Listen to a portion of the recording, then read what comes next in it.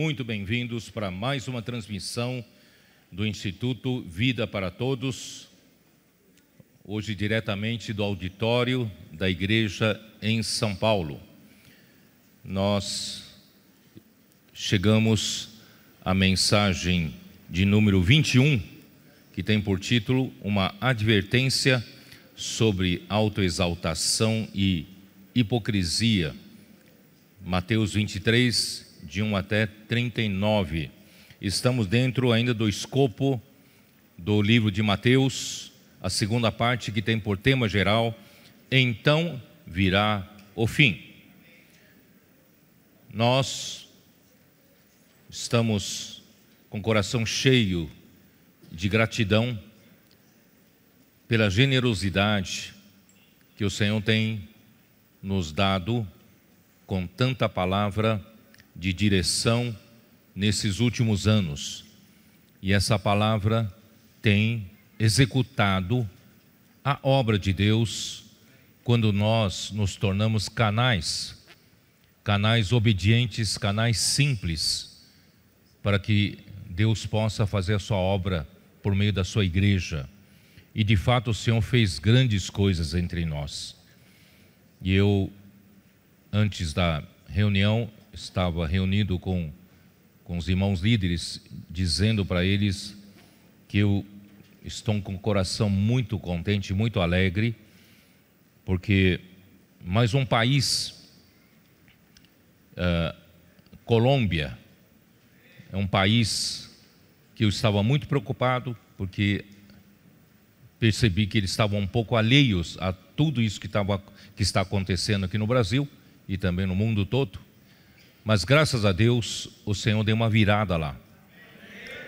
Desde outubro do ano passado, quando eles começaram a receber aperfeiçoamentos, né, palavras de encorajamento sobre toda a prática, né, que o Sete Espíritos tem nos dado, as ferramentas tais como comportagem dinâmica, Avança Jovem, Rede das Conectadas, agora o último, Rede dos Homens de Oração. Aliás, acabei de mandar uma mensagem para o irmão cooperador, dizendo que, né, nós podemos ajudá-los também a montar essa rede de cuidado dos irmãos de oração. E agora mais com a visão, claro que não quero deixar de lado, né, o Riverino daqui, ele vai achar ruim comigo se eu não lembrar, comportagem por hora, comportagem por oportunidade, mas tudo isso só faz sentido quando nós trouxemos essas pessoas que nós resgatamos das ruas, como, né, em Mateus 22, nós saímos para convidar as pessoas para as bodas do Filho do Rei. E essas pessoas, só tem sentido quando essas pessoas forem trazidas para o palácio do Rei, que é a igreja, e somente depois de preparadas, passar por um processo de embelezamento, é que nós vamos todos participar do banquete das bodas do Rei. Portanto, irmãos, meu coração se enche de alegria, porque mais um país entrou, né, para o Senhor poder trabalhar e prosperar, né, aqui na América do Sul, e o Senhor tem caminho naquele país, e os irmãos estão surpresos com tantas coisas que estão acontecendo. Eu quero dizer para vocês, irmãos, nós somos os trabalhadores da última hora. Não temos tempo a perder, não podemos pensar de uma maneira convencional, nós precisamos oferecer-nos para que o Senhor possa nos usar de uma maneira extraordinária para encerrar esta era. E para isso, irmãos, tenho dito para os irmãos, nós não somos mais capazes do que outros trabalhadores de outras horas, nós não somos mais habilidosos, mas, irmãos, tem uma coisa que o Senhor nos deu, um caminho maravilhoso, irmãos, que é sermos simples e obedientes a palavra profética. E quando nós nos oferecemos como esses canais simples e obedientes, a própria palavra trabalha entre nós. E as coisas começam a acontecer e nós nem sabemos como, mas o próprio Espírito, os seus 7 espíritos do livro de Apocalipse, estão atuando com força total para que possamos concluir essa era, que eu acredito que nós estamos bem perto do final. Portanto, irmãos, a semana passada nós falamos da parábola das bodas, o capítulo 22 de Mateus, e ali eu mostrei para vocês que o evento mais importante neste universo para Deus são as bodas de seu filho. E essas bodas são a festa do casamento de Cristo com a igreja. E hoje nós somos esses servos saindo às ruas para convidar as pessoas para tal festa, né? E muitos rejeitaram logo nos primeiros convidados, os primeiros convidados rejeitaram o convite. Mas o Senhor então ficou irado e esse evangelho foi rejeitado pelos líderes judeus e o Senhor fez com que esse evangelho se voltasse para nós, os gentios, e mandou sair para as esquinas das ruas, porque na nossa versão, no capítulo 22, versículo 9, diz assim: ide, pois, para as encruzilhadas dos caminhos e convidai para as bodas a quantos encontrardes. Na versão King James atualizada diz: ide para as esquinas das ruas. Graças a Deus, os nossos comportores estão nas esquinas das ruas. Os nossos jovens ontem participaram da fábrica de vencedores. O Brasil todo, acredito que saíram entre mais de 200 a 300 igrejas, certo? Não temos ainda o número total. Somente na Colômbia 111 igrejas saíram, né? Irmãos, todos saíram, e também os irmãos das igrejas, né? Os irmãos da idade dos senhores, né? E também as crianças acompanharam os pais, os avós, para também saírem para pregar o evangelho. Posso orar por você? Então, nós estamos fazendo cumprir essa parábola, indo para as ruas e convidar as pessoas para as bodas do Cordeiro. E graças a Deus, as pessoas que nós contactarmos, irmão, nós trazemos para o palácio. Lembra de Salmos capítulo 45, né? Nós fazemos parte daquela filha do rei, né? Em Salmos 45, a filha do rei aqui é a mulher que o rei gostou e o rei quer casar-se com ela. Então, a filha do rei é um coletivo e nós somos indivíduos. Então, nós indivíduos somos convidados para o palácio e estamos sendo preparados para ser a noiva coletiva. Então, irmãos, nós viemos das ruas, ainda totalmente cheio de impurezas.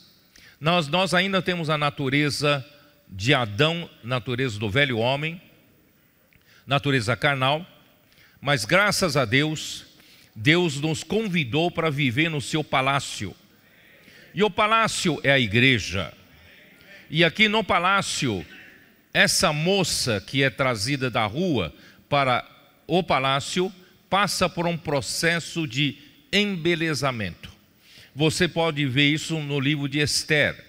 A rainha foi convidada pelo rei, né, para se preparar por um processo de embelezamento para depois se casar com o rei. Nós estamos no processo de embelezamento. Estamos deixando todas as coisas do velho homem, todas as coisas da carne, não é isso? Estamos sendo constituídos com novos elementos divinos. novos elementos de Deus, do novo homem, né? Estamos sendo santificados. É isso que diz Efésios capítulo 5. Cristo amou a igreja e a si mesmo se entregou por ela, para que a santificasse. A santificação, irmãos, é o processo de embelezamento. Deus está tirando nossas impurezas do velho homem e Deus está infundindo os elementos divinos da natureza divina. A natureza santa de Deus está sendo acrescentada em nós, e a nossa natureza do velho homem está sendo removida de nós. Esse é o processo de embelezamento. E esse processo de embelezamento é feito pela palavra. Em Efésios 5 fala, para que a santificasse, né, tendo-a purificado pela lavagem de água pela palavra. Então, graças a Deus, irmãos, a palavra faz tudo. A palavra nos dá direção, a palavra nos alimenta, e a palavra, irmãos, nos faz servir ao Senhor de uma maneira adequada, e a palavra nos santifica, e a palavra nos limpa, nos embeleza, nos prepara para o grande dia que são as bodas do Cordeiro. Amém, irmãos?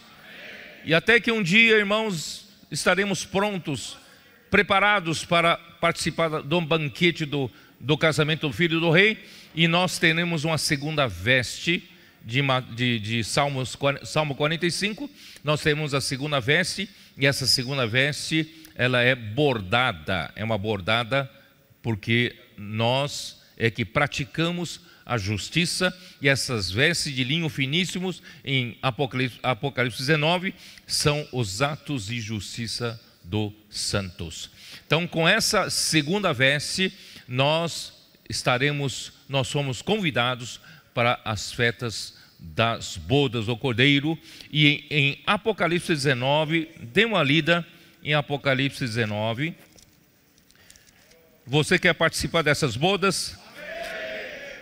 Então, em Apocalipse 19, versículo 7 diz assim: alegremo-nos, exultemos e demos-lhe a glória, porque são chegadas as bodas do Cordeiro, cuja esposa a si mesma já se ataviou, pois foi-lhe dado vestir-se de linho finíssimo, resplandecente e puro, porque o linho finíssimo são os atos de justiça dos santos. A primeira veste nos qualificou para entrar no palácio, e a primeira veste quem nos deu foi Cristo. A justiça de Cristo, né, se tornou uma veste de justiça para nós podermos viver no palácio, na igreja, para nos embelezar. E através do processo de embelezamento, nós então praticamos os nossos atos de justiça. Não somos apenas as pessoas, né, que pregam, mas nós vivemos aquilo que pregamos. Por isso, esse linho finíssimo são os atos de justiça dos santos. Agora, versículo 9, aqui diz: então me falou o anjo, escreve, bem-aventurados aqueles que são chamados à ceia das bodas do Cordeiro. E acrescentou: são estas as verdadeiras palavras de Deus. Então, bem-aventurados aqueles que são chamados para a ceia das bodas do Cordeiro. Você foi chamado? Amém. Estamos preparando a veste nupcial para poder participar desse banquete maravilhoso. Como eu não terminei o capítulo 22, eu não terminei por falta de tempo na semana passada, então eu preciso terminar o que faltava ainda, né, do capítulo 22, tá? Então vamos lá. Eu não consegui falar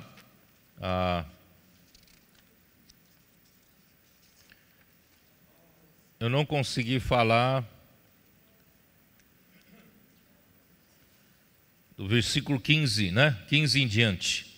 Então vamos ver, versículo 15. Então, retirando-se os fariseus, Mateus 22, versículo 15. Então, retirando-se os fariseus, consultaram entre si como os surpreenderiam em alguma palavra, e enviaram-lhe os discípulos juntamente com os herodianos para dizer-lhe: Mestre, sabemos que és verdadeiro e que ensinas o caminho de Deus de acordo com a verdade, sem te importares com quem quer que seja, porque não olhas a aparência dos homens. Irmãos, não sei se vocês estão situados na situação de Jesus. Jesus, ele entrou em Jerusalém, pela determinação do Pai, ele precisava entrar como rei do reino dos céus para Jerusalém. E embora os líderes judeus fossem opositores de Jesus, mas Deus Pai preparou, uma maneira especial para que esse Jesus como rei fosse coroado e pudesse ter uma entrada triunfal para Jerusalém. Então Jesus mandou, vocês se lembram, Jesus mandou que os discípulos buscassem uma jumenta e a sua cria, um jumentinho. E trouxeram para Jesus e puseram roupas em cima dos animais, e Jesus montou sobre eles. E no Evangelho de Marcos, Lucas e João falam que Jesus entrou em Jerusalém montado num jumentinho, o animal de carga. Não menciona a jumenta. E em Mateus especialmente menciona a jumenta. Isso quer dizer o que, irmãos? Quer dizer que o jumentinho é cria da jumenta. Isso nos remete para Apocalipse 12. Apocalipse 12, nós temos a mulher universal, que representa o povo de Deus no sentido geral, mas na era da igreja, irmãos, essa mulher representa a igreja. E essa mulher que representa a igreja, em Apocalipse 12, está com dores de parto para gerar um filho. E quando gerasse o filho, esse filho seria o filho varão, que seria arrebatado para junto do trono de Deus, no terceiro céu. Então, irmãos, que é essa mulher? Essa mulher é a jumenta. E quem é o filho varão? O filho varão é o jumentinho.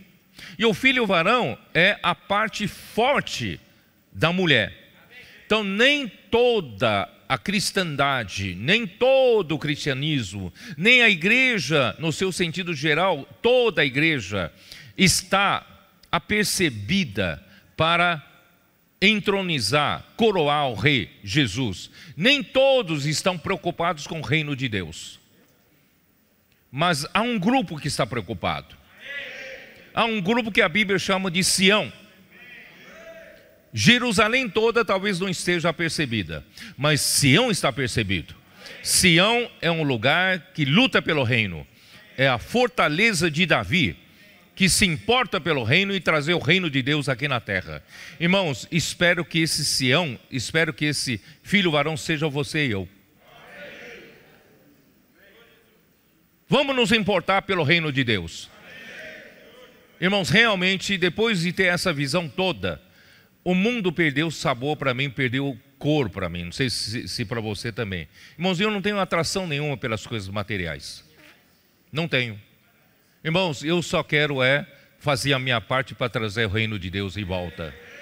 Irmão, nós somos esse Sião, nós somos esse filho varão que vai trazer o Senhor de volta, né? Então, irmãos, esse jumentinho, Jesus não montou sobre a mula de Davi. Mula, vocês sabem que é um animal gigante, alto, bonito, né? Mas o jumentinho é humilde e é feinho, né? Irmão, nós não somos grande coisa, somos? Olha um para outro assim, nós não somos grande coisa, né? Os líderes mundiais nem sabem da nossa existência, certo? Nós não somos os mais capazes entre os seres humanos, não é isso? Nós não somos os mais bonitos, mais qualificados, não somos. Mas, irmãos, somos apenas um jumentinho. Só que um jumentinho que foi preparado pela jumenta para que o rei fosse montado sobre nós. Estamos aqui, irmãos, para entronizar o rei. De uma forma humilde. Esse é o nosso rei, que na primeira vinda veio de uma forma humilde e manso. Mas na sua segunda vinda, ele já não virá dessa forma humilde. Na sua segunda vinda, irmãos, ele virá na glória do seu Pai, juntamente com os vencedores. E eu quero vir junto com ele. Hoje eu sou um jumentinho para introduzir o reino dos céus, reino de Deus aqui na terra. Mas naquele dia eu quero vir junto com o Rei da Glória. Aleluia. Então Jesus entrou em Jerusalém, irmãos, aí puseram roupas para Jesus passar, entrar em Jerusalém, e ali gritavam, né, Hosana, Hosana, né, bendito o que vem em nome do Senhor. E ele foi entronizado, embora os líderes não gostaram daquilo. Mas, irmãos, a partir de então, não sei se vocês percebem, nós estamos falando da última semana da vida de Jesus, aqui na terra. Vocês sabiam que Jesus morreria no dia da Páscoa? E aquela semana era a semana que precedia a Páscoa. E todo o cordeiro da Páscoa precisava ser tomado, escolhido no dia 10º do primeiro mês e seria imolado, morto no dia 14º. Então são do dia 10 até o dia 14 é um período de tempo para se examinar se esse cordeiro tinha algum defeito. Porque se houver defeito, não serve para o cordeiro da Páscoa. Tem que escolher outro.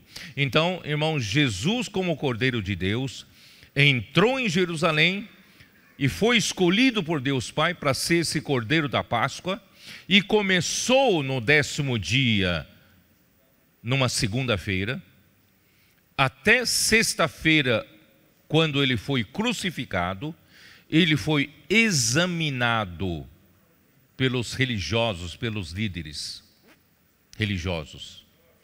E nós vimos já no capítulo 21, dá uma olhada.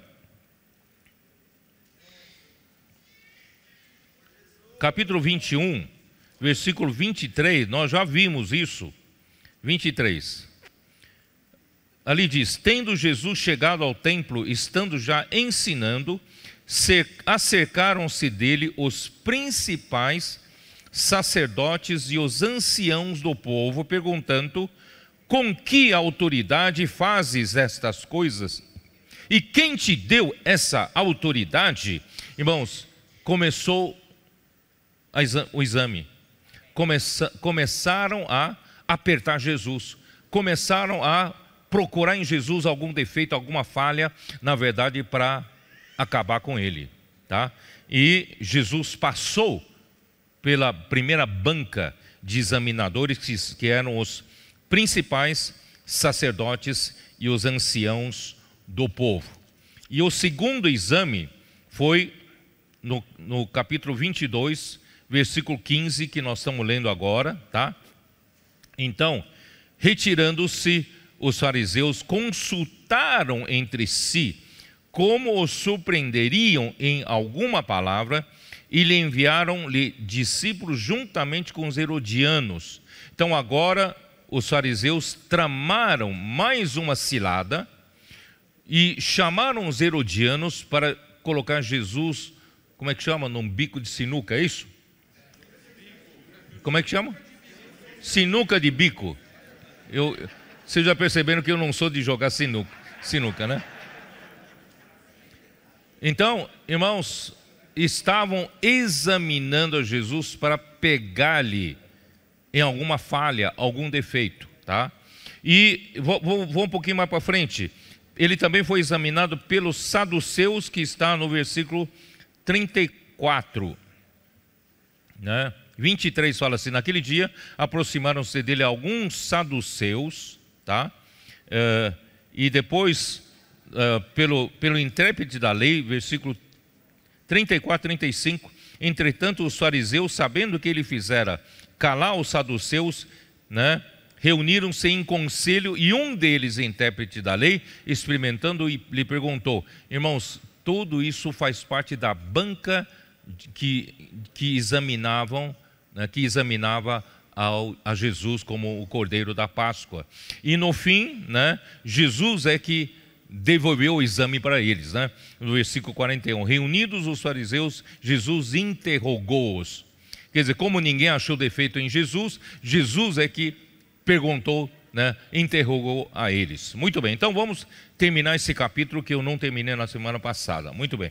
Na questão do tributo, no capítulo 22 de Mateus, versículo 15, né, que estamos começando a ler, né, aqui diz assim: por que os fariseus chamaram os herodianos para pegar Jesus numa cilada? Aqui, ó, ele diz assim: mestre, sabemos que és verdadeiro e que ensinas o caminho de Deus. É tudo muito bonito, né? Tudo, você sabe, tudo palavra, só para florear. De acordo com a verdade, sem se importares com quem quer que seja, porque não olhas a aparência dos homens. Dize-nos, pois, que te parece? É lícito pagar tributo a César ou não? Jesus, né? Bom, até aí, tá? Até o versículo 27. Eu vou ler uma nota da versão, da Bíblia de versão King James atualizada, tem uma nota que diz assim, para vocês entenderem a cilada. Qual é a cilada? Quem eram os fariseus? Os fariseus eram os nacionalistas radicais. Eles eram nacionalistas, eram contra o domínio romano. Agora, os herodianos, entretanto, como a própria denominação revela, apoiavam o Império Romano de Herodes. Por isso que eles eram herodianos. Eles apoiavam o Império Romano, Herodes, e os fariseus eram contra o Império Romano, eram contra a dominação romana, né, sobre os judeus, tá? Só que por que eles se associaram? Então, mas diante de uma ameaça maior, fariseus e herodianos se unem numa cilada dialética contra Jesus, que é de discussão de palavras, né? Os maus se juntam no ataque ao sumo bem. Se a resposta de Jesus fosse não paga a César o tributo, os herodianos o delatariam ao governador romano, que teria o direito de executá-lo por traição. Vocês estão entendendo? E se ele dissesse sim, então os fariseus o denunciariam diante do povo judeu por deslealdade a Israel e ao judaísmo. Vocês entenderam? Colocaram Jesus, né, entre a cruz e a espada. Então, Jesus é Deus. Ele é sábio. Ele sabe como lida com essas ciladas, não é isso? O que Jesus falou? Jesus, porém, conhecendo-lhes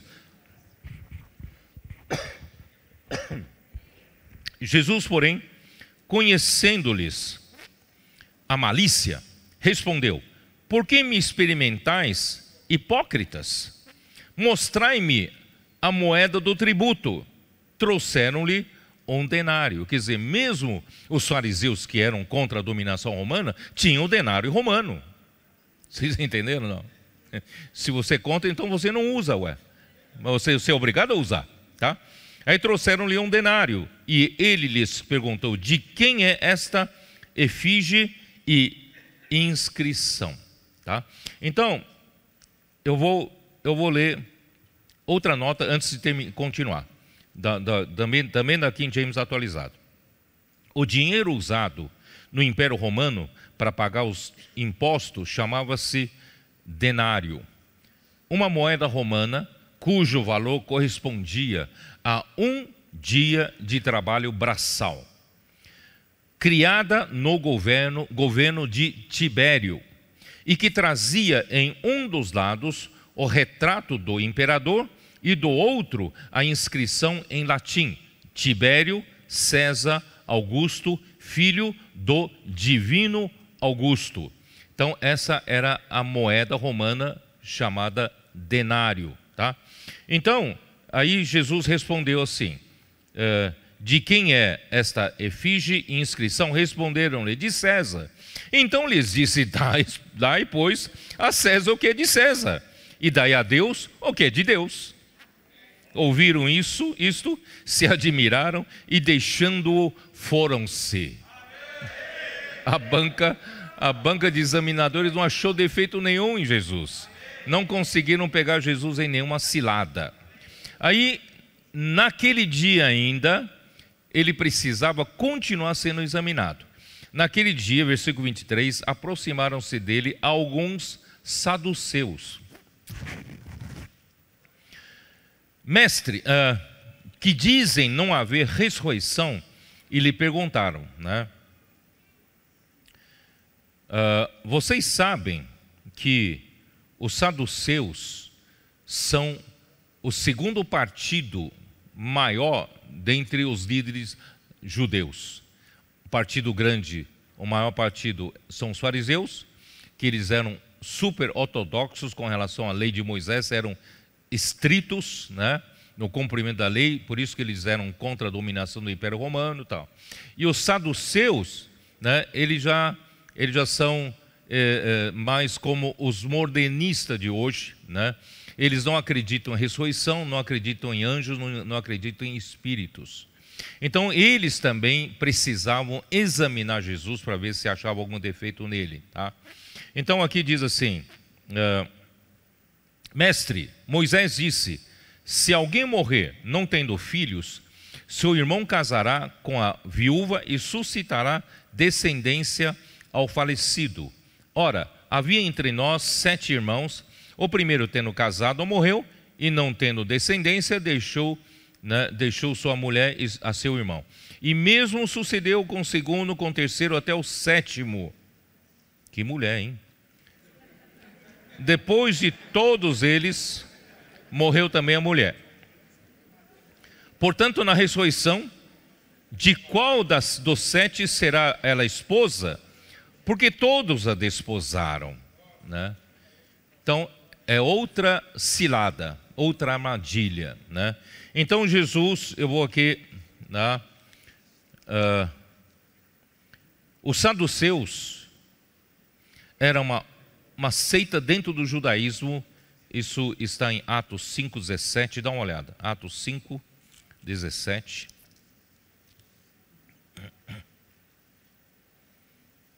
Levantando-se, porém, o sumo sacerdote e todos os que estavam com ele, isto é, a seita dos saduceus, tomaram-se de inveja, tá? Então, é uma seita dentre os líderes do judaísmo, tá? Eles não criam na ressurreição, nos anjos ou nos espíritos. Isso você pode ver em Atos 23, versículo 8. 23, versículo 8.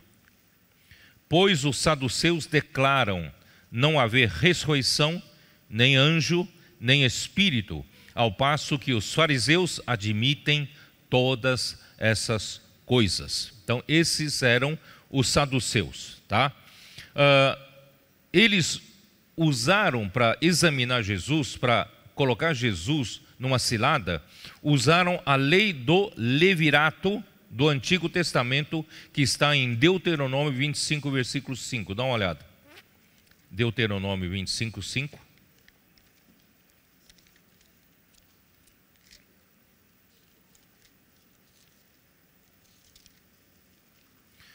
Se irmãos morarem juntos, um deles morrer sem filhos, então a mulher do que morreu não se casará com outro estranho fora da família, seu cunhado a tomará e a receberá por mulher e exercerá com ela a obrigação de cunhado. Então, por que a lei de levirato, né? Do latim levir, Levi é cunhado para proteger as viúvas, garantir as propriedades para que não suma, né, não vão para outras pessoas, né, mas para a família, né, garantir as propriedades e a continuidade da linhagem da família. Então eles vieram testar Jesus com respeito à ressurreição. Jesus disse o que aqui para eles, né? Onde está? Vamos continuar. Versículo 29. Respondeu-lhe Jesus: errais, não conhecendo as Escrituras, nem o poder de Deus, porque na ressurreição nem casam, nem se dão em casamento, são porém como os anjos do céu.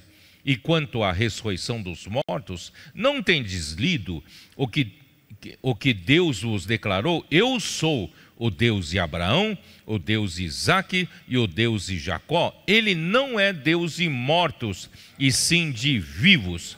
Ouvindo isto, as multidões se maravilhavam da sua doutrina, do seu ensinamento. Irmãos, Jesus afirmou que os saduceus não conheciam nem as Escrituras, nem o poder de Deus, nem uma coisa nem outra, né? Nem quanto à Escritura eles estavam corretos, nem quanto ao poder de Deus eles entendiam, tá? Pois na ressurreição nem se casam, nem são dados em casamento, porque são como os anjos do céu. Irmãos, enquanto nós vivemos aqui na terra, Deus assim determinou, homens e mulheres. Deus fez Adão, criou Adão, e Deus retirou da sua costela e edificou numa mulher e a trouxe para Adão. Adão disse: esta afinal é osso dos meus ossos, carne da minha carne, se chamar-se varoa, porque do varão foi tomada, tá? Então assim Deus fez. Por quê? Porque o homem precisa da mulher para cumprir a determinação de Deus de serem fecundos e se multiplicarem, encher a terra e dominar a terra. Os irmãos entenderam? Então, o casamento e a razão de existir homem e mulher, irmãos, é para sermos fecundos, para o quê? Para multiplicação e para encher a terra e para reinar sobre a terra. Vocês entenderam? Então, esse é o objetivo, tá? Isso está em Gênesis 1, 25 a 28, vocês podem ler em casa. Então, Deus criou também, em Gênesis 2, né? Mostra que Deus criou a mulher, edificou a mulher para ajudar o homem na edificação da igreja, como o corpo de Cristo, né? Deus criou a mulher como auxiliadora para ajudar o homem. E Deus criou o homem, irmãos, na verdade, para auxiliar Cristo, né, na execução da vontade de Deus, que é edificação da igreja. Por isso, irmãos, homem só está incompleto. Homem só não consegue realizar a obra de Deus. O homem precisa da mulher. O homem precisa da ajuda da mulher, precisa do auxílio da mulher, né? Então, homem com a mulher, irmãos, conseguem, ambos juntos, auxiliarem a Cristo na edificação da igreja. Irmãos, entenderam? Essa é a nossa função, homens e mulheres. Mas, irmãos, quando terminar esta era, na ressurreição, não haverá mais distinção entre homem e mulher. Vocês estão entendendo ou não? Senhor Jesus. Não ouvi as irmãs louvarem o Senhor, não. Quando concluir a nossa missão como igreja, irmãos, para concluir a missão como igreja, para edificar a igreja, para pregar o evangelho, para edificar, irmãos, nós não precisamos das mulheres da rede das conectadas?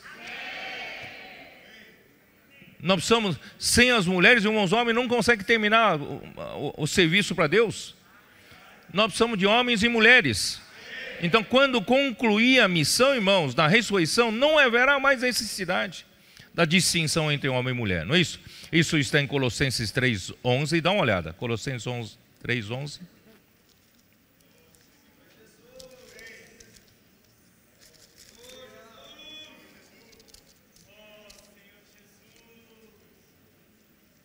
Se o Senhor fizesse só homens, irmãos, o homem não conseguiria terminar. Porque o homem só é de um jeito, né? Precisa de ajuda da mulher, certo? Eu quando eu era estudante, vivia em República um tempo em São Bernardo do Campo, quando eu fiz a escola técnica, né? Irmãos, eram todos bons colegas meus, que nós alugamos uma casa para baratear o aluguel, moramos juntos para estudar a escola técnica. Mas, irmãos, uma casa sem mulher é horrível.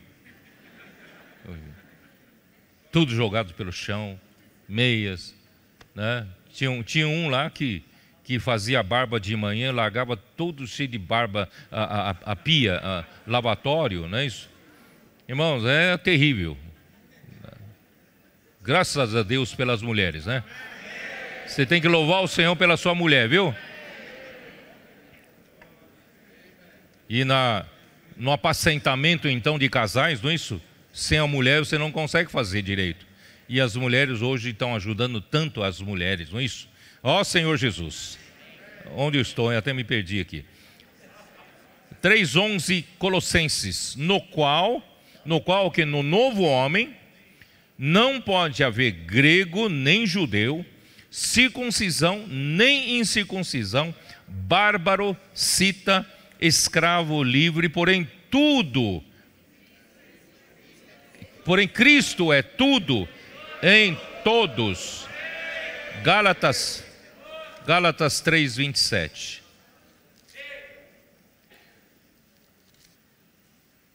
Porque todos quantos batizados, é isso mesmo?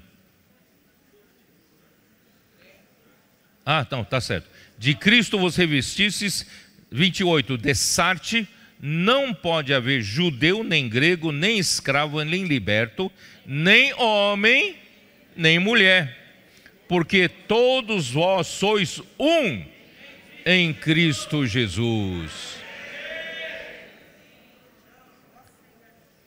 As irmãs dizem um, não? Dizem somos um em Cristo Jesus? Dizem amém, não? Amém?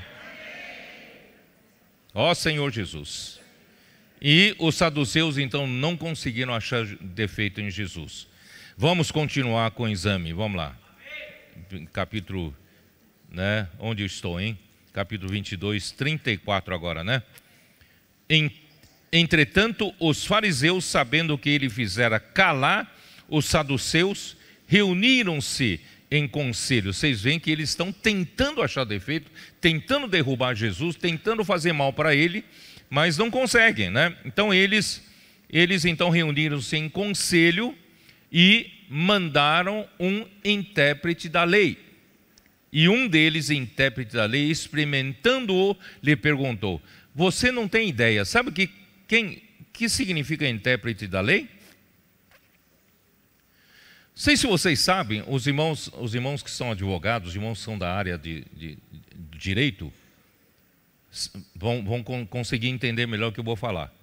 Irmãos, Israel era uma nação, né, criada por Deus. Então, cuja constituição e as leis são as leis de Deus.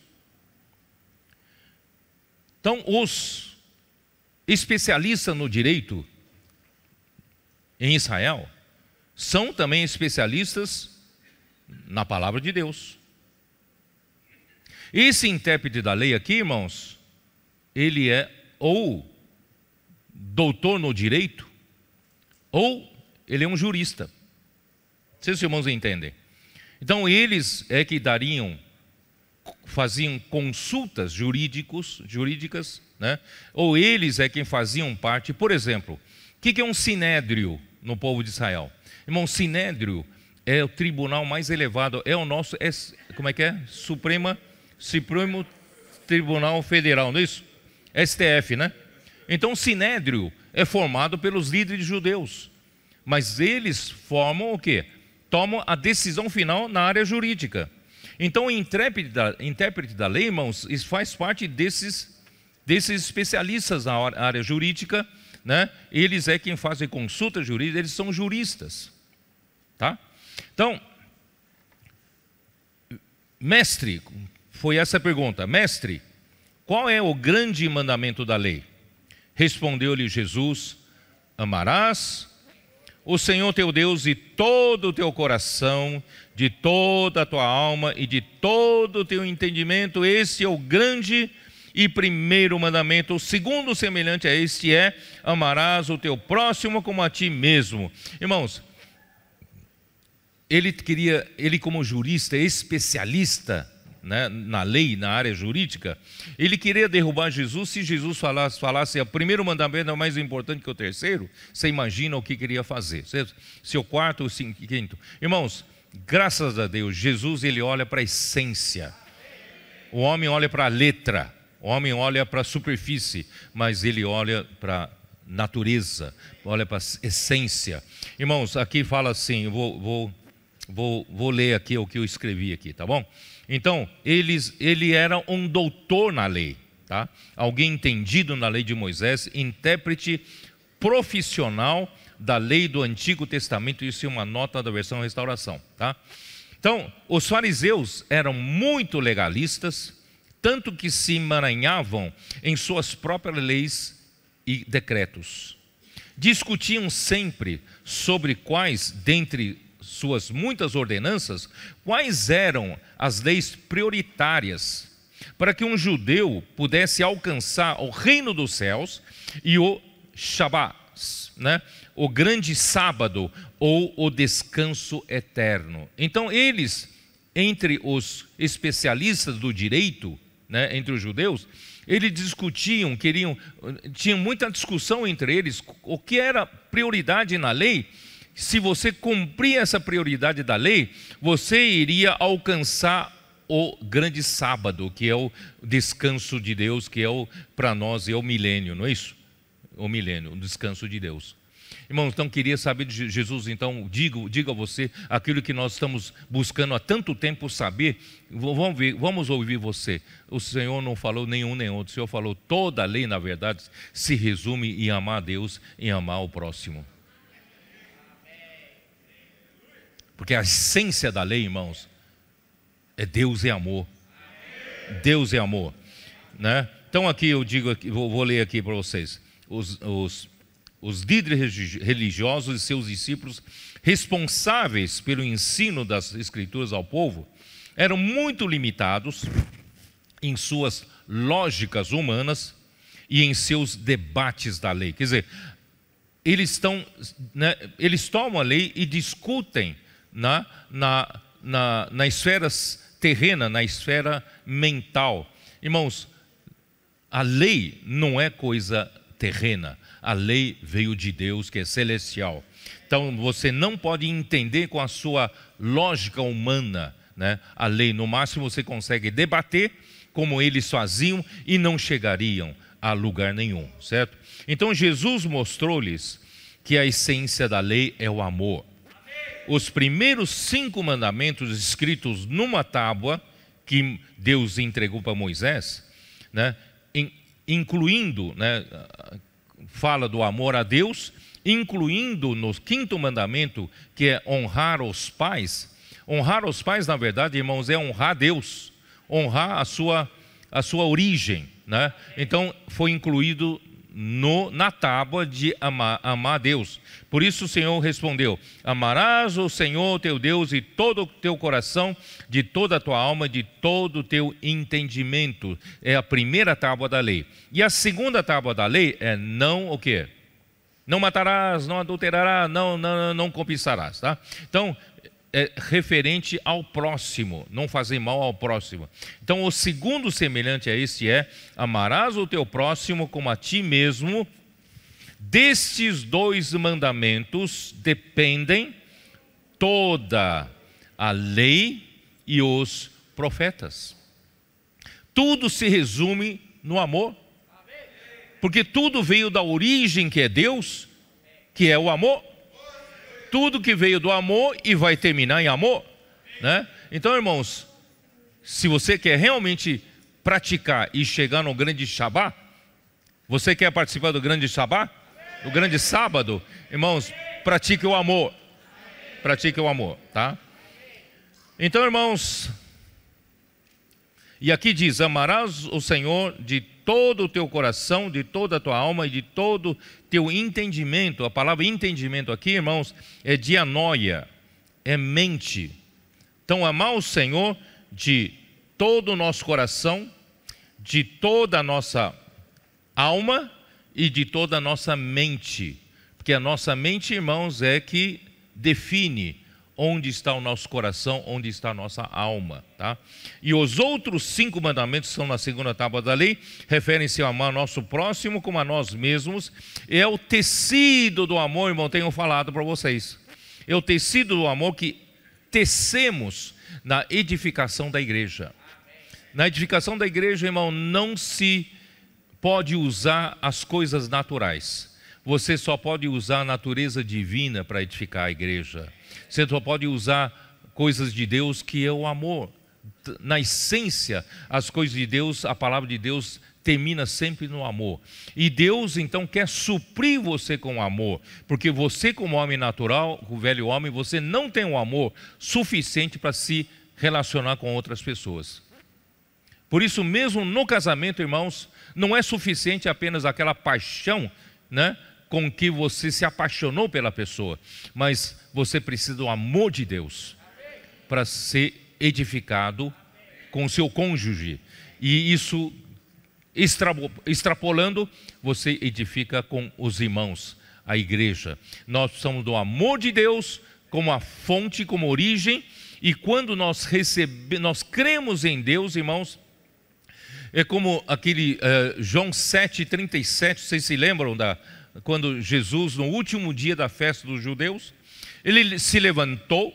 Vocês sabem que o último dia é o grande dia da festa, em que a alegria chegaria ao clímax, né?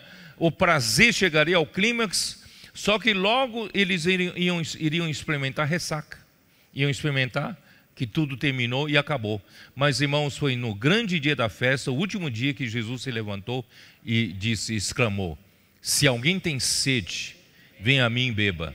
Quer dizer, no clímax da festa humana, o homem ainda tem sede.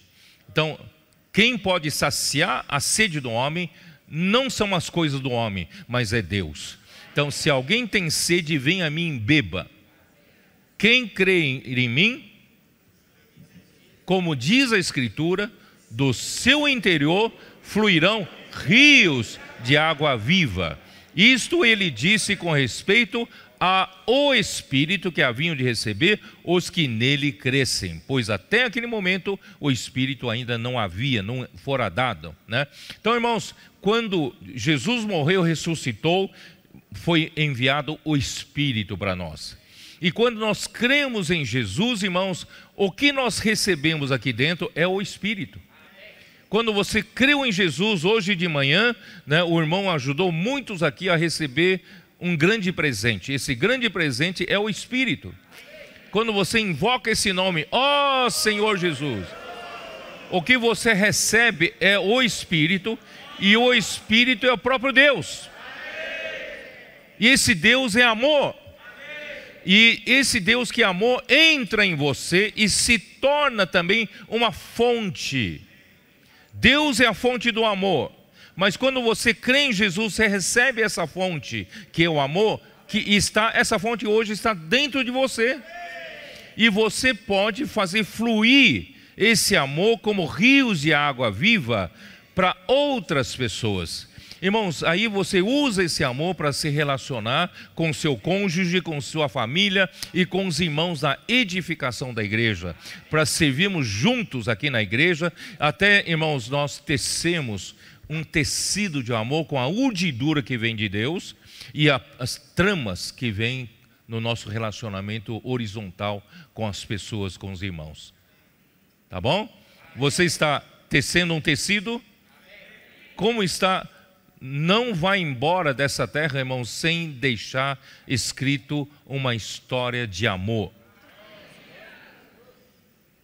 Tá? Amém. Bom, vou falar só até aí, porque não consegui nem entrar no capítulo 23, né? Bom, aí vamos lá. Depois que Jesus foi examinado como o Cordeiro Pascal por todos esses líderes dos judeus, não tiveram, né, nenhuma palavra contra ele, não acharam nele nenhum defeito. E o que aconteceu? Jesus, então, versículo 41, Jesus, pelo contrário, é que perguntou para eles, reunidos os seus examinadores, os fariseus, interrogou Jesus, que pensais vós do Cristo? De quem é filho? Respondeu-lhe eles, de Davi. Eles conheciam isso. Porque entre os judeus eles chamam o filho de Davi, na verdade eles estão se tratando, né, tratando-se do Messias que virá, tá? Filho de Davi. Aí Jesus então replicou-lhes, como pois Davi pelo Espírito chama-lhe Senhor, dizendo, disse o Senhor ao meu Senhor, assenta-te à minha direita, até que eu ponha os teus inimigos debaixo dos seus pés? Se Davi, pois, lhe chama Senhor, como é ele seu filho? E ninguém lhe podia responder palavra, nem ousou alguém a partir daquele dia fazer-lhe pergunta. Não tem mais pergunta, acabou. Ó Senhor Jesus. Então eu vou ler uma nota de King James atualizada. Finalmente é Jesus quem questiona. Os fariseus eram profundos religiosos sobre o Messias e a sua vinda como libertador de Israel.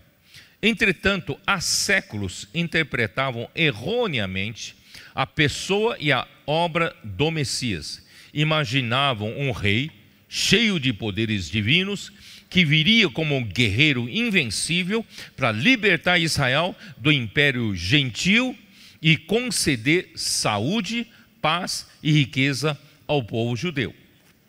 Conheciam o Messias como filho de Davi, mas não como o Senhor de Davi, que está onde? Em Salmo 110, versículo 1. Dá uma olhada.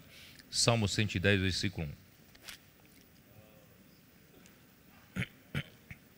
Disse o Senhor ao meu Senhor. O primeiro Senhor aqui, vocês veem, está tudo em caixa alta. Senhor aqui é, né, Yahvé. Disse o Senhor ao meu Senhor, assenta-te à minha direita, até que eu ponha os teus inimigos debaixo dos teus pés. Irmãos, o Senhor, o Pai, né, disse para o Filho, e esse Filho, irmãos, é o Senhor de Davi. E esse filho também veio na descendência de Davi. Então ele é o Senhor de Davi, ele também é filho de Davi. Por isso ele é maravilhoso. Então os judeus não tinham como responder, eles não sabiam disso, tá? Jesus desejava, né, tampouco seu domínio espiritual em amor e humildade, Lucas 20, 42 e 44.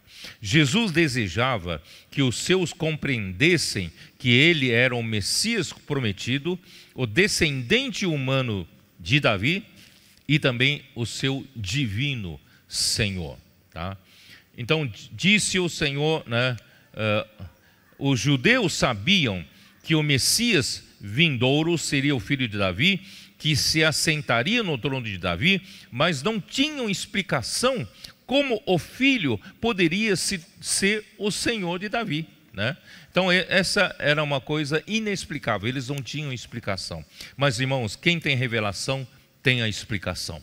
Nós temos a explicação. Por isso, irmãos, graças a Deus, irmãos, não seja como esses fariseus que interpretam na esfera da lógica humana, né, usando os seus debates da lei, seus argumentos humanos para entender as coisas de Deus. Irmãos, graças a Deus, nós hoje recebemos a palavra de Deus por meio da revelação divina, revelação do Espírito.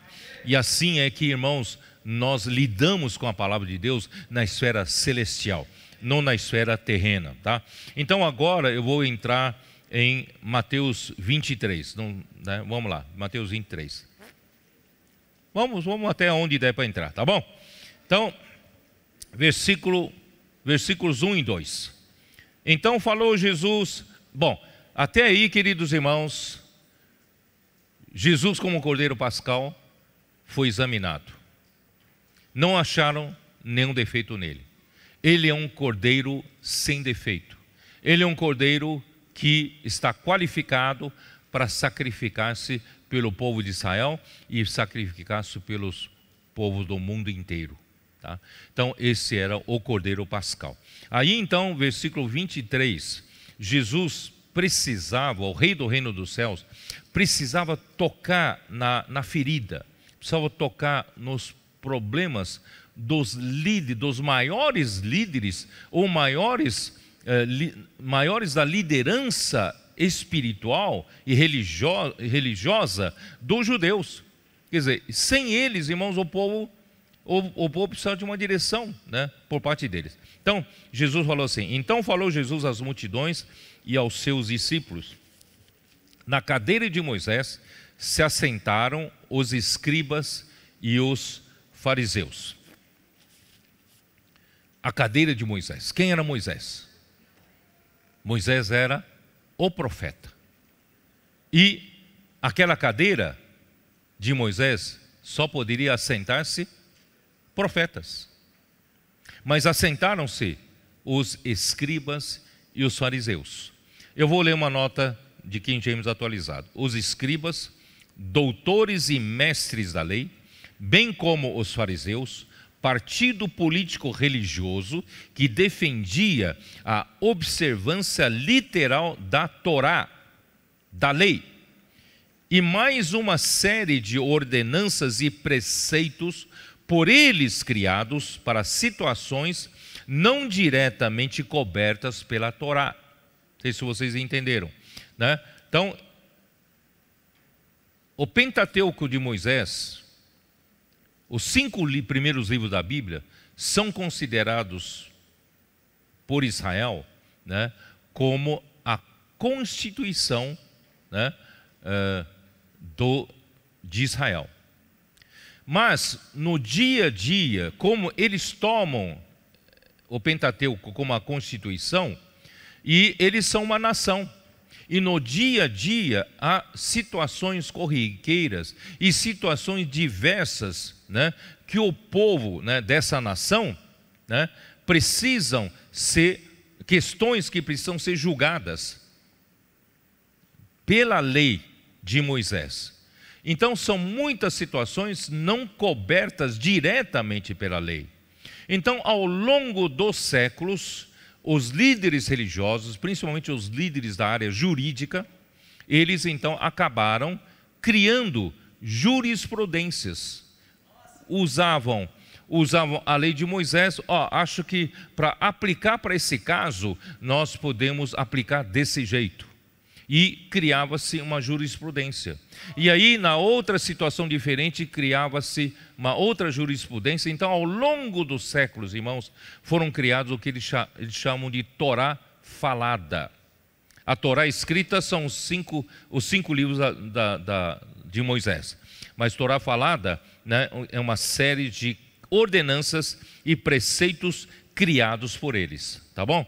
Convencidos de que possuíam a correta interpretação da vontade de Deus, afirmavam que a tradição dos anciãos, a lei oral, vinha de Moisés desde o Monte Sinai. Quer dizer, então eles começam a falar para o povo, dar a entender que até a lei oral, né, vinha de Moisés, e todos os preceitos, né, as jurisprudências vinham de Moisés. Tá? E os fariseus e escribas eram, portanto, os sucessores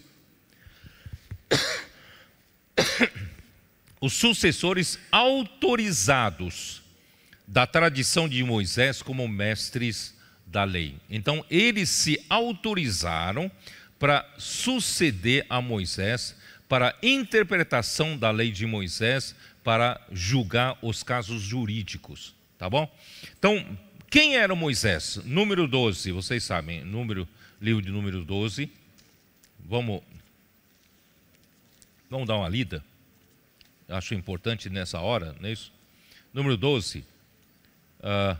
Quando Miriam e Arão foram falar contra Moisés, e versículo 2 diz: e disseram, porventura tem falado o Senhor somente por Moisés?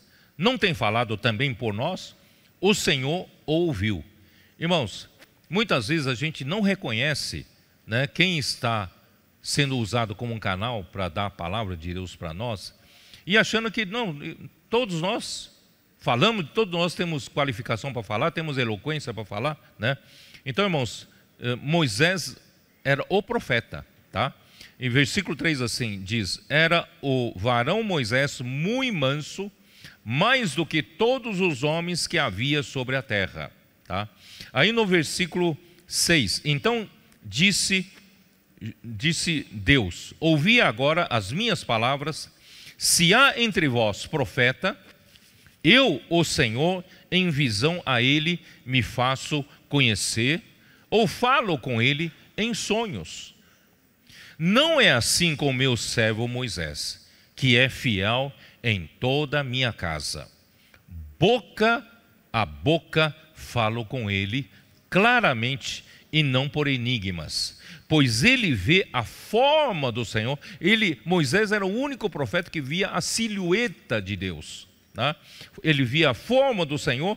Como, pois, não temestes falar contra o meu servo, contra Moisés?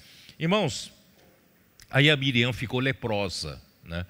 Por isso, irmãos, nós temos que honrar, né, o profeta como Moisés, porque ele realmente fala da parte de Deus.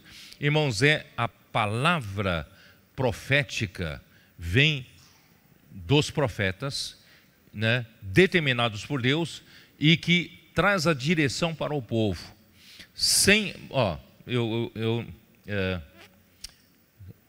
Deuteronômio 18, vamos lá. Deuteronômio 18 fala do Senhor Jesus, né? 18. Suscitar-lhes-ei um profeta do meio dos seus irmãos, semelhante a ti, Moisés, em cuja boca porei as minhas palavras, e ele lhes falará tudo o que eu lhe ordenar. Irmãos, um profeta de Deus não tem liberdade em falar o que ele quer. Um profeta de Deus, ele fala aquilo que Deus colocar na sua boca. Ele só pode falar aquilo que Deus ordenar, tá? Então preste bem atenção. Então, na falta de Moisés, irmão, tinha que ter um profeta, tá, que pudesse falar por Deus, né, do jeito que Moisés foi usado. De todo aquele que não ouvir as minhas palavras, que ele falar em meu nome, disso lhe pedirei contas. Aquele que não ouvir a palavra e não obedecer a palavra, irmãos, Deus pedirá conta de nós. Porém, o profeta que presumisse falar alguma palavra em meu nome, que eu lhes não mandei falar, ou que falar em nome de outros deuses, esse profeta será morto. Olha só como é grave isso, né? Se você falar, eu estou falando em nome de Deus, e Deus não falou por meio de você, você será morto, né? No Antigo Testamento. Se disseres no teu coração, então como conhecerei a palavra que o Senhor não falou? Sabe que quando esse profeta falar em nome do Senhor, e a palavra dele se não cumprir, nem suceder como profetizou, esta é a palavra que o Senhor não disse. Com soberba a falou o tal profeta, não tenhas temor dele. Irmãos, um princípio importante, vou refrisar: um profeta não fala as suas próprias palavras, falará o que o Senhor ordenar. Assim, quem não ouvir as palavras do Senhor por meio desse profeta que fala em seu nome, ele lhe pedirá contas. E a palavra que o profeta falar em nome do Senhor terá que se cumprir. Irmãos, graças a Deus, esses últimos anos, a palavra tem se cumprido, né? Muitas coisas têm acontecido no nosso meio. Ó Senhor Jesus. Da mesma forma, irmãos, os judeus duvidavam que Jesus era o profeta enviado por Deus, né? Em João capítulo 5, versículo 36, diz assim: Mas eu tenho maior testemunho do que o de João, porque as obras que o Pai me confiou para que eu as realizasse, essas que eu faço testemunham a meu respeito de que o Pai me enviou. Então, como reconhecer que Jesus era o Cristo enviado por Deus? É que tudo o que Jesus falava, tudo o que Jesus fazia, irmãos, o Pai estava realizando a sua obra. Vocês entenderam? Então, essa é a prova de alguém que é profeta, né? E também, irmãos, capítulo 6 de João, versículo 29. Respondeu-lhe Jesus: a obra de Deus é esta, que creiais naquele que por ele foi enviado. Se você crê no profeta, você crê na palavra do profeta, a obra é feita. Se você não crê, a obra não é feita. Não há operação, né, da obra de Deus, tá? E, amados irmãos, esse é um modelo muito bom, deixado pelos Tessalonicenses, em 1 Tessalonicenses, capítulo 2, versículo 3, não vou repetir aqui, tá? Eles receberam a palavra, acolheram a palavra de Paulo como palavra de Deus. E essa palavra começou a operar eficazmente neles, porque eles creram. Irmãos, o mesmo está acontecendo entre nós. Quando nós cremos, a palavra faz a obra de Deus e as coisas acontecem, não é isso? E a palavra, irmãos, por que a profecia é importante? Provérbios 29, versículo 18, dá uma olhada. Provérbios 29, versículo 18. Não havendo profecia, o povo se corrompe. Mas o que guarda a lei, esse é feliz. Irmãos, não havendo a profecia, o povo se corrompe. Quando não há mais profetas que falam a palavra de direção para o povo, fala o que Deus quer falar para o seu povo, Deus quer instruir o seu povo, Deus quer ordenar o seu povo. Quando não há profeta, irmãos, o povo se corrompe. E não adianta querer substituir com fariseus, com escribas e os fariseus, porque eles estão mais no caráter de mestres, de ensinar as pessoas. Irmãos, os mestres não substituem os profetas. Seus irmãos entendem. Então, na falta de profetas, irmãos, a igreja para. A igreja se corrompe. Então, por isso nós temos que valorizar a palavra. Graças a Deus que no nosso meio, irmãos, o Senhor não tem feito faltar a palavra profética. E isso não só, irmãos, entre os judeus aconteceu isso. Quando não tem mais profetas, porque a partir de então, eles não deram mais valor, não deram mais ouvidos à palavra dos profetas. Vocês sabem, né? Todos os demais reis, eles rejeitaram, né, o que os profetas falavam para eles. E eles matavam alguns, não é isso? Eles castigaram os profetas. Quer dizer, os profetas não tinham mais lugar no povo, entre o povo de Israel. E surgiu então essa classe de mestres que lideravam um povo, mas não tinham falar de Deus. Eles apenas examinavam o que Moisés falou. Irmãos, hoje, né, às vezes alguns grupos cristãos, até mesmo no passado, irmãos, alguns foram grandemente usados pelo Senhor, né, na igreja. Mas se você ficar no tempo e terminar a profecia e surgir um grupo de mestres apenas para estudar o que foi falado no passado, vai ficar no tempo. Deus não vai mais continuar a sua obra através deles. Graças a Deus, irmãos, entre nós, o Senhor tem falado para avançar, a sua obra tem avançado entre nós. Por isso, irmãos, é muito sério isso. Na cadeira de Moisés se assentaram os escribas e os fariseus. Não pode, essa é uma situação que degrada a igreja, para a igreja. Assim foi no começo do segundo século, quando terminaram todos aqueles apóstolos, os discípulos e os apóstolos do primeiro século, não havendo mais a profecia, não havendo mais profetas, porque o último foi João, irmãos, aí a igreja também parou no tempo. Aí começou a ver, né, os bispos começaram a com uma boa intenção de manter o ensinamento dos apóstolos, estudando ainda o ensinamento dos apóstolos entre os discípulos. Mas, irmãos, não basta ter apenas o mestre, precisa da fonte da palavra, precisa dos profetas. Aí então começou a degradação, que foi até o fundo do poço pela igreja em Tiatira. E Deus começou a restaurar alguma coisa em Sardes, e finalmente Deus está restaurando e consolidando a igreja em Filadélfia. A igreja em Filadélfia tem um grande presente de Deus, irmãos, que são os, os tesouros da palavra profética foram destrancados. Irmãos, graças a Deus, voltamos a ter cadeira de Moisés, não tomado pelos mestres, mas tomado pelos profetas. Por isso, irmão, nós só temos que louvar o Senhor. Muito bem. Bom, aí para frente, irmão, deixa eu ver até onde eu consigo chegar. Bom, vamos lá. Aí começa uma busca desenfreada por reconhecimento e prestígio. Isso está nos versículos 3 até 12, tá? De 23, de 3 até 12. Fazei e guardai. Já vou procurar terminar, porque o que eu não consegui terminar, eu termino na outra mensagem.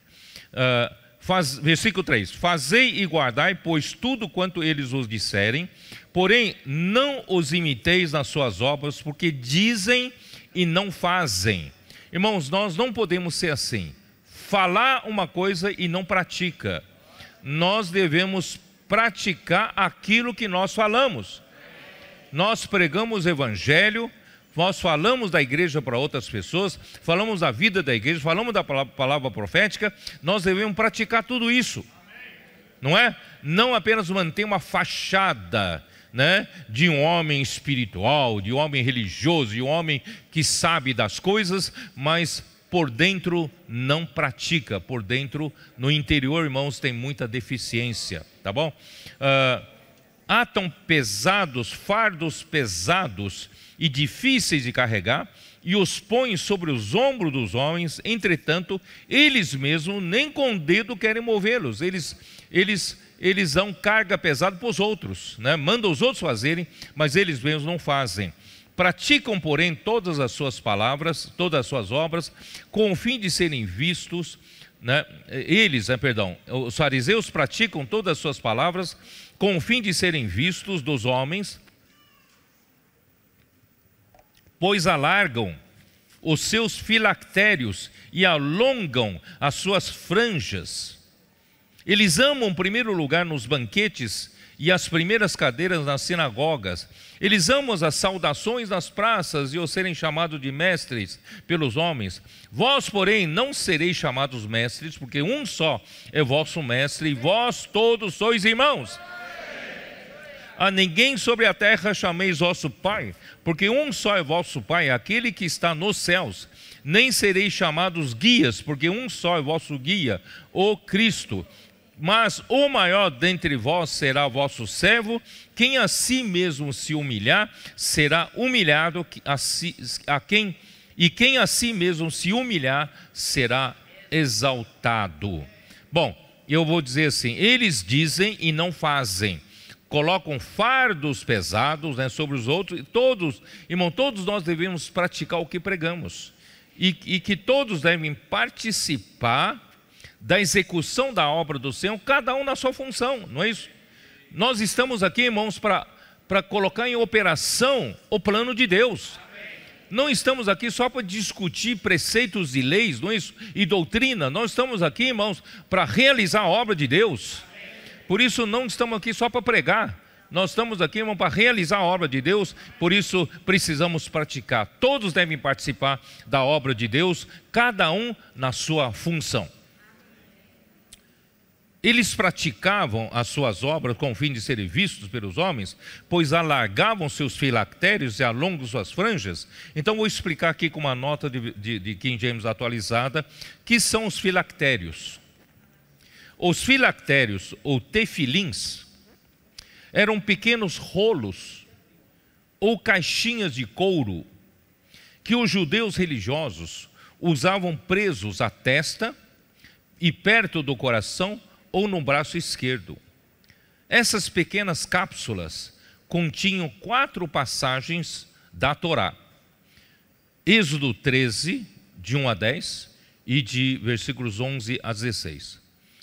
Deuteronômio 6, 4 a 9 e capítulo 11, versículos de 13 a 21. São 4 passagens do Antigo Testamento. Com o passar do tempo, os judeus começaram a respeitar e honrar esses pequenos recipientes, tanto quanto as Escrituras. E seu tamanho era considerado um sinal de zelo espiritual de quem os sustentava. Quer dizer, quem sustentava esses filactérios sustentavam a sua espiritualidade, sustentavam que eles eram zelosos pela lei de Deus, tá?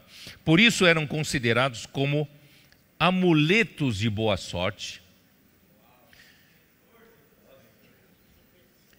e proteção contra o mal. As franjas eram as bolas descritas em Números 15, 37 e 41. Eu li isso no passado. Números 15, as bolas das vestes, que todo judeu deveria usar. Jesus também usava nas 4 pontas do seu manto, em Mateus 9, 20. Você lembra quando tocaram na orla da sua veste, né? São chamadas de orla. Essas bolas eram um tipo de madeixa de lã branca e azul, e tinham a singela função de declarar o amor de quem as usava a Yahvé, o Senhor, e a vontade de seu coração de cumprir a Torá, né, ou a lei, da maneira mais fiel possível. E as bolas tinham tamanho médio de até 10 centímetros. Entretanto, os fariseus as alongavam muito mais, em sinal de maior espiritualidade. Quer dizer, então quem tinha uma franja maior era mais espiritual, né? Então, o que Deus criou para ser apenas um lembrete de fé e marca de devoção, tornou-se objeto de adoração e ostentação, entre parênteses, fetiche. E eles amam o primeiro lugar nos banquetes e as primeiras cadeiras nas sinagogas, as saudações nas praças e os serem chamados mestres. Irmãos, os mestres da lei e os fariseus gostavam de ocupar os melhores lugares e os mais importantes assentos nas sinagogas. Não sei se você já viu uma sinagoga. Nós fomos visitar Israel, nós vimos uma sinagoga. Uma sinagoga, na verdade, é uma coisa muito simples, tá? Uma coisa retangular, e havia de 3 lados, de um lado a entrada, e dos 3 lados, né, dos 2 lados principalmente, existem degraus para sentar-se. E do lado oposto da entrada havia um lugar, e lá estaria o lugar mais importante, tá? Porque ali, aqui, eu vou ler aqui para vocês. Os mestres da lei e os fariseus gostavam de ocupar os melhores e mais importantes assentos na sinagoga, aqueles que ficam de frente à representação da arca. Havia uma representação da arca e que continha os rolos das escrituras sagradas, colocavam os rolos ali, né? Além disso, os que se assentavam ali podiam ser facilmente vistos por toda a congregação.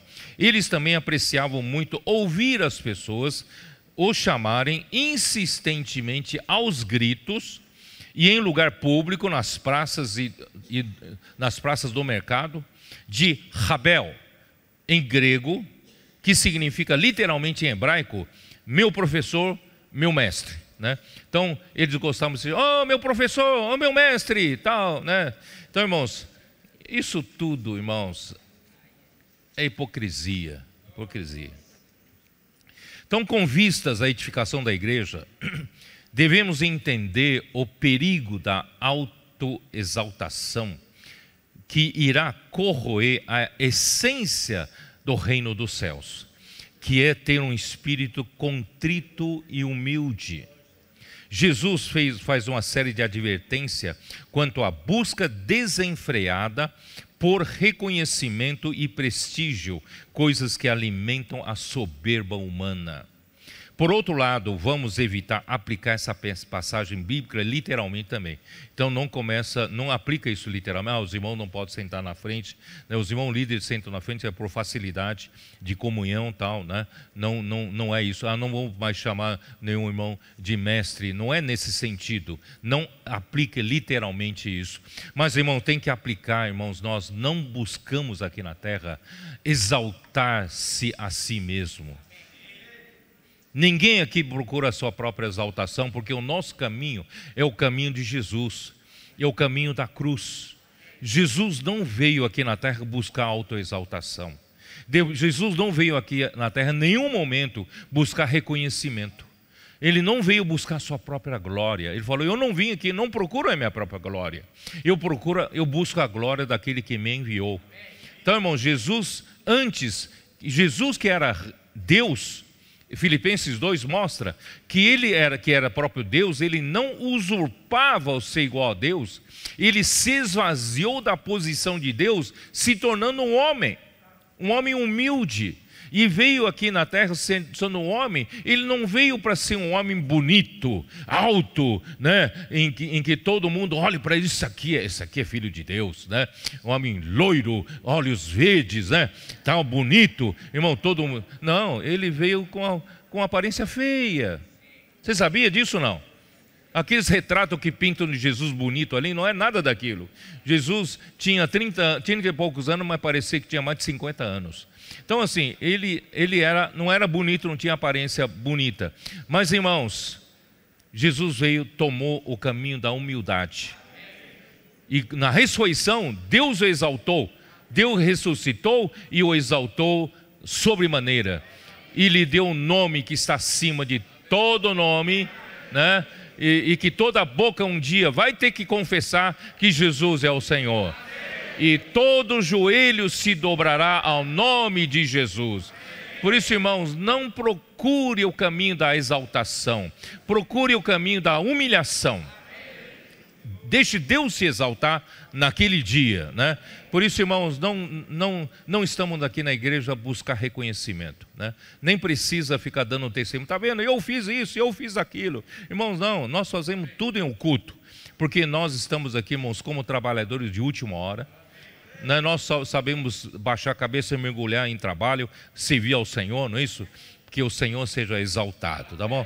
Então, esse é o nosso caminho do reino do céu. Eu tenho dito para os irmãos, irmão, também não deixe qualquer sucesso, né, na obra do Senhor, por nós estamos seguindo a palavra profética, as coisas estão acontecendo, o Senhor está introduzindo muitas pessoas novas, estamos sendo, né, cuidando delas, e as coisas estão maravilhosas. Irmãos, não deixe também o sucesso fazer orgulho subir a sua cabeça. Não fique soberbo por causa do sucesso. Está vendo? Olha, nós estamos fazendo aquilo. Não, irmãos, nós só sabemos ser aquele servo, né? Depois de ter feito tudo isso, ainda digo: sou um servo inútil. Apenas fizemos o que nos cabia fazer. Irmãos, essa vai ser a nossa atitude até o Senhor voltar, né? Vamos mantendo sempre humildes, mantemos sempre com o espírito contrito, um espírito, né, arrependido, porque tudo que o Senhor está fazendo no nosso meio não é feito por nossa capacidade, é feito pelo poder de Deus. Então, irmão, nós somos apenas vasos de misericórdia, através dos quais o Senhor está fazendo a sua obra. Deus abençoe a vocês. Jesus é o Senhor. Amém.